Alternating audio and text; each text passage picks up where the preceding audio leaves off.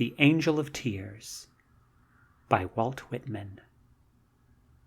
High, high in space floated the angel Alza. Of the spirits who minister in heaven, Alza is not the chief. Neither is he employed in deeds of great import, or in the destinies of worlds and generations. Yet if it were possible for envy to enter among the creatures beautiful, many would have pined for the station of Alza. There are a million invisible eyes which keep constant watch over earth, each child of light having his separate duty. Alza is one of the angels of tears. Why waited he, as for commands from above? There was a man upon whose brow rested the stamp of the guilt of Cain. The man had slain his brother. Now he lay in chains, awaiting the terrible day when the doom he himself had inflicted should be meted to his own person. People of the black souls, beings whom the world shrinks from, and whose abode, through the needed severity of the law, is in the dark cell and massy prison. It may not be but that ye have, at times, thoughts of the beauty of virtue and the blessing of a spotless mind. For if we look abroad in the world and examine what is to be seen there, we will know that in every human heart resides a mysterious prompting, which leads it to love goodness for its own sake. All that is rational has this prompting. It never dies. It can never be entirely stifled. It may be darkened by the tempests and storms of guilt, but ever and anon the clouds roll away, and it shines out again. Murderers and thieves and the most abandoned criminals have been unable to deaden this faculty. It came to be that an hour arrived when the heart of the imprisoned fratricide held strange imagining. Old lessons and old forgotten hints about heaven and purity and love and gentle kindness floated into his memory, vacillating, as it were, like delicate sea flowers on the bosom of the turgid ocean. He remembered him of his brother as a boy, how they played together of the summer afternoons, and how, wearied out at evening, they slept pleasantly in each other's arms.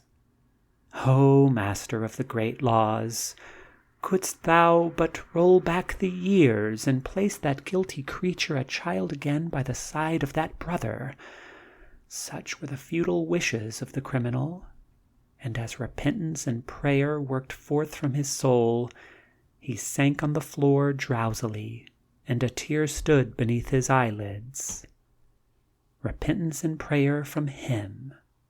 What hope could there be for aspirations having birth in a source so polluted? Yet the sense, which is never sleepless, heard that tainted soul's desire, and willed that an answering mission should be sent straightway. When Alza felt the mind of the Almighty in his heart, for it was rendered conscious to him in the moment, he cleaved the air with his swift pinions, and made haste to perform the cheerful duty. Along and earthward he flew, seeing far below him mountains and towns and seas and stretching forests. At distance, in the immeasurable field wherein he traveled, was the eternal glitter of countless worlds, wheeling and whirling and motionless never. After a brief, while the spirit beheld the city of his destination, and drawing nigh, he hovered over it, that great city, shrouded in the depths of night, and its many thousands slumbering. Just as his presence, obedient to his desire, was transferring itself to the place where the murderer lay, he met one of his own kindred spreading his wings to rise from the ground. "O spirit," said Alza. "What a sad scene is here." "I grow faint," the other answered, "at looking abroad through these guilty places. Behold that street to the right." He pointed, and Alza, turning, saw rooms of people, some with their minds maddened by intoxication, some uttering horrid blasphemies, sensual creatures and wicked and mockers of all holiness. "Oh, brother," said the tear angel, "let us not darken our eyes with the sight. Let us on to our appointed missions. What is yours, my brother?" "Behold," answered the spirit. And then Alza knew for the first time that there was a third living thing nearby. With meek and abashed gesture, the soul of a girl just dead stood forth before them. Alza, without asking his companion, saw that the spirit had been sent to guide and accompany the stranger through the dark windings. So he kissed the brow of the reborn and said, "Be of good heart. Farewell both." And the soul and its monitor departed upward, and Alza went into the dungeon. Then, like a swinging vapor, the form of the tear angel was by and over the body of the sleeping man. To his vision, night was as day and day as night. At first, something like a shudder went through him, for when one from the pure country approaches the wickedness of evil, the presence thereof is made known to him by an instinctive pain. Yet a moment, and the gentle spirit cast glances of pity on the unconscious fratricide. And the great mystery of life Alza remembered, though even he understood it not. It had been settled by the unfathomable that sin and wrong should be, and the angel knew too that man, with all the darkness and the clouds about him, might not be condemned, even by the princes of the nighest circle, to the white throne. He slept. His hair, coarse and tangly through neglect, lay in masses about his head, and clustered over his neck. One arm was doubled under his chin, and the other stretched straight forward. Long, steady breaths, with a kind of hissing sound, came from his lips. So he slumbered calmly.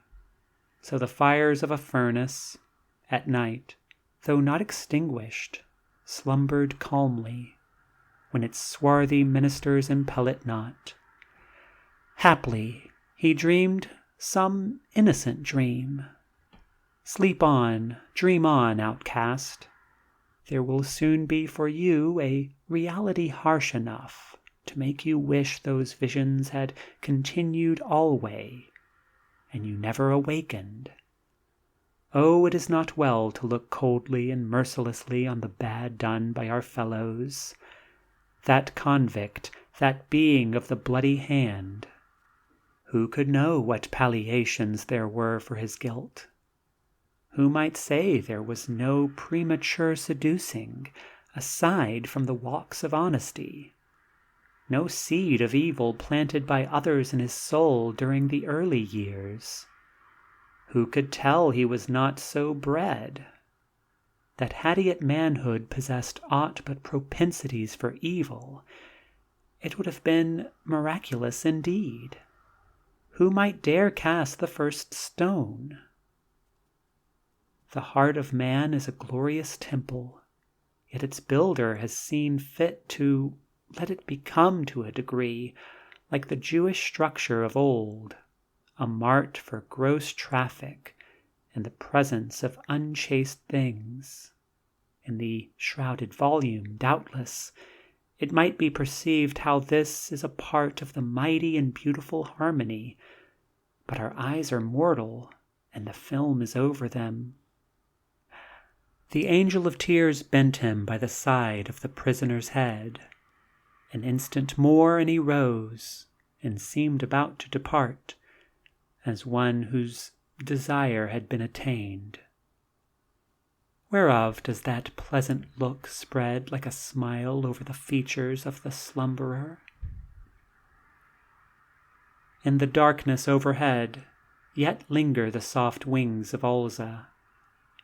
Swaying above the prostrate mortal, the spirit bends his white neck, and his face is shaded by the curls of his hair, which hang about him like a golden cloud.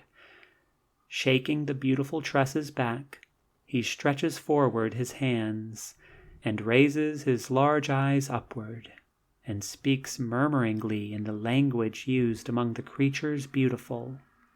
I come, spirits of pity and love, favored children of the loftiest, whose pleasant task it is with your pens of adamant to make record upon the silver leaves of those things which, when computed together at the day of the end, are to out-cancel the weight of the sum of evil. Your chambers I seek. And the angel of tears glided away, while 1,000 air forms far and near responded in the same tongue wherewith Alza had spoken. Beautiful to the eye of the center is the sigh which ushers repentance. End of The Angel of Tears of Short Story Collection 101.